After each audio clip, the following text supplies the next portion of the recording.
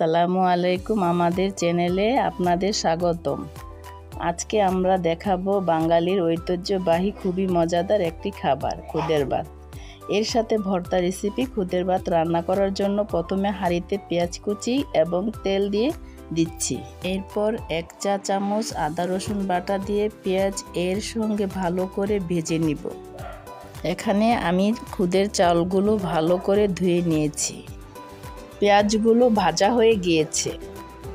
এখন আমি এতে তেজপাতা, এলাচ, দারচিনি ও চালগুলো দিয়ে ভেজে নিচ্ছি।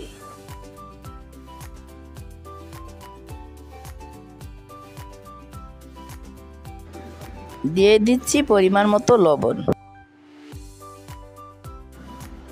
এরপর যতটুকু চাল এর ডাবল পরিমাণ পানি দিয়ে দিচ্ছি। যেমন আধা কেজি চালে 1 কেজি পানি দিলে পারফেক্ট হবে। এখন ঢাকনা দিয়ে ঢেকে বলক আসা পর্যন্ত অপেক্ষা করব। বলক আসার পর হালকা নেড়ে কাঁচামরিচগুলো দিয়ে দিব। চুলার আঁচ কমিয়ে আবার ঢাকনা দিয়ে দিচ্ছি। এই তো আমাদের খুদের ভাত অতি সহজেই রান্না হয়ে গেছে।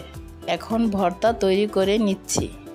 প্রথমে আলু ভর্তার জন্য আলুগুলোকে সিদ্ধ করে ছিলে নিয়েছি। এখন আলুগুলো মিক্স করে নিচ্ছি।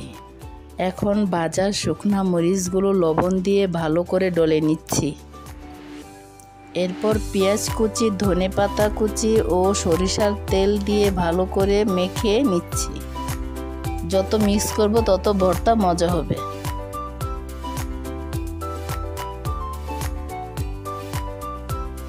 সব শেষে ম্যাশ করা আলু মেখে নিচ্ছি।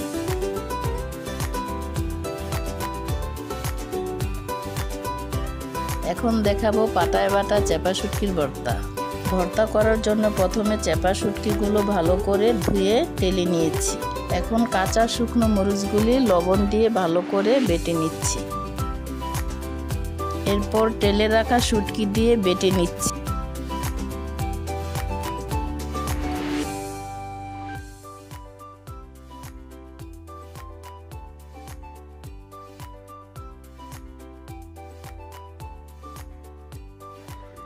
সব শেষে কাঁচা পেঁয়াজ, রসুনগুলো আদা ভাঙা করে বেটে নিচ্ছি।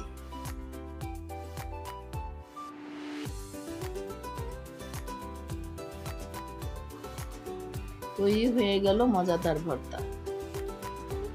কাঁঠাল বিচির ভর্তার জন্য প্রথমে শুকনা মরিচগুলো লবণ দিয়ে বেটে নিচ্ছি। এরপর সিদ্ধ করা কাঁঠাল বিচিগুলো বেটে নিব।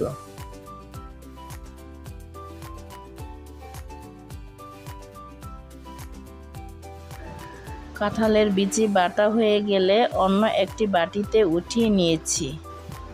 এরপর পাটায় পেঁয়াজ ও ধনেপাতা হালকা করে বেটে নিচ্ছি। সব শেষে সবগুলো উপকরণ খুব ভালো করে মিশিয়ে নিচ্ছি। ভর্তা যত ভালোভাবে মিশানো হবে তত খেতে মজা হবে।